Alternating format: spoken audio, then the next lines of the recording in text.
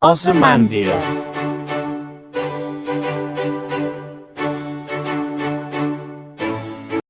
Good day, Miss Maria. My name is Puteri Jamilah binti Syamudin with student ID 2024-227-418. Good day, Miss Maria. My name is Aliyah Maisarah binti Rosni with student ID 2024-227-178. We chose this poem because it has a really strong and meaningful message about how power doesn't last forever.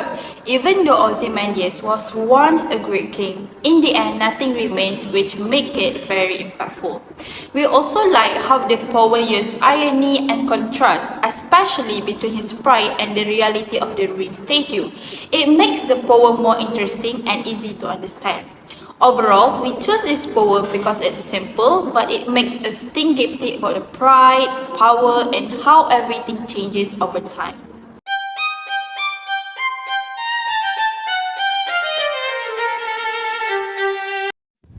I met a traveler from an antique land who sang two vast and trunkless lakes of stone stand in the desert near them on the sand. Half sunk, a shattered visage lies, and whose frown and wrinkled lip and sneer of cold command tell that its sculpture well those passion read, which yet survive, stand on these lifeless things. The hand that mocked them, and the heart that fed. And on the pedestal, these words appear. My name is Ozymandias, King of Kings. Look on my works, ye mighty and despair. Nothing besides remains round the decay of that colossal wreck, boundless and bare. The lone and level sands stretch far away. Our initial impression of this poem is that it immediately gives us a strong image of ruins in the desert, which feels quite haunting. We can see the contrast between a once powerful king and the broken statue that is left behind. It makes us realize how something that used to be great can eventually be forgotten over time. What interesting is that we don't hear about the Ozymandias directly. Instead, the story is told through a traveler. This story within a story makes the poem feel like an old legend that has been passed down, which adds a sense of timelessness and distance. Okay, theme and message. Firstly, we are going to discuss about power doesn't last forever. So, in this poem, Ozymandias was once a king who thought his empire would never fade. But now, only broken pieces of his statue remain. So the message is, no matter how strong or famous you are, the time will eventually erase your glory. If you think of it like a playground sandcastle, it does look huge and impressive when built, but when the waves or wind come, it will wash it away. And for our second theme and messages is pride and arrogance. The words, look on my words, ye mighty and despair, show how proud and arrogant Ozymandias was. So he believed his achievements were so great that other rulers should feel hopeless in comparison. But the irony is that there is nothing left to admire. His pride is mocked by the emptiness around him. Thirdly, nature and time are stronger than humans. The desert is described as boundless and bare, which shows how nature is endless and powerful. Even though Ozymandias was once a great king, his empire has completely disappeared. It shows that no matter how strong humans are, time will eventually destroy everything. So we can't really control time or make things last forever. Last but not least, art and memory survive. Even though the empire is gone and the statue still remains, even in ruins, the broken face still shows his arrogance, which means his character is remembered. This suggests that art and storytelling can last longer than power. In fact, the poem itself keeps Ozymandias' name alive today. Overall message, the poem reminds us not to be too proud. It teaches us that power and greatness will fade away, but art, truth, and story can last longer. Now we are going to discuss about structure and form. So this poem is a sonnet which contains 14 lines, but the author plays the traditional structure and it blends the elements of patrician and Shakespearean sonnet forms, creating a unique rhythm scheme.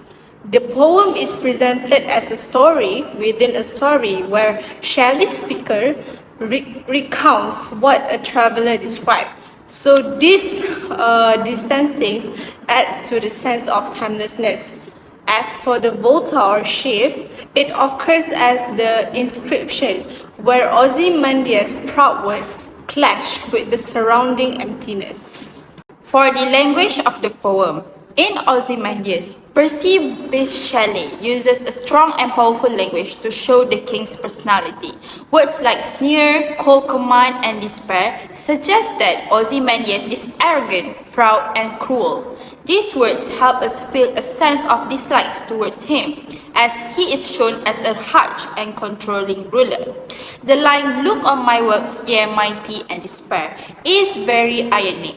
At first, it sounds like he is showing off his greatness, but in reality, nothing is left of his empire. This creates a sense of mockery, as his powerful words do not match the empty reality.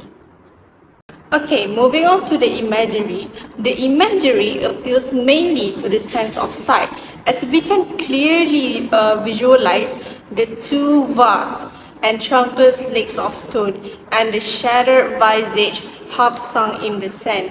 This creates a picture of a ruined and broken statue in an empty desert. So the description of boundless and clear, boundless and bare, also gives a sense of vastness and emptiness, making the reader feel a sense of loneliness and insignificance. Okay, the type of irony in Ozymandias is the situational irony. So this is the clearest and most important, and as the expectation of the poem is that a powerful king, king of kings, expect his works to inspire awe and last forever.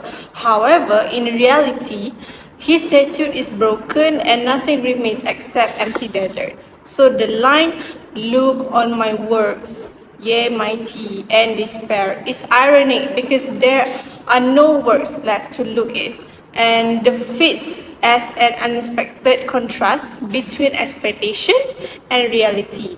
So together, the language and imagery shows the destruction and feel the emptiness, decay, and failure of power. Okay, moving on to the last part, which is interpretation. So this poem is a meditation on the temporariness of human power. It suggests that no matter how mighty a ruler or empire may seem, time will reduce it to ruins, as we can see in the poem where the author said, "Nothing besides remains round the decay of the colossal wreck, boundless and bare, the lone and level sands stretch far away." So moreover, the poem also critiques arrogance and reminds us of morality and humility. As in the poem, it stated that, "My name is Ozymandias, kings of kings, look on my works, ye mighty, and despair." And also at the same time, it highlights the endurance of art and storytelling. So the sculpture skill and Shelley's poem both outlast Ozymandias' empire, preserving the truth of his pride for future generations. As in the poem, you can see where the author states that, "Half sunk a shattered visage lies, whose frown and wrinkled lip and sneer of cold command tell that its capture while those passion read." In a simple word, this poem teaches us that no matter how powerful or proud someone is, time will erase their glory. So empires fall, kings die, but stories and art remains there. It's a reminder to stay humble and not believe that power makes us immoral.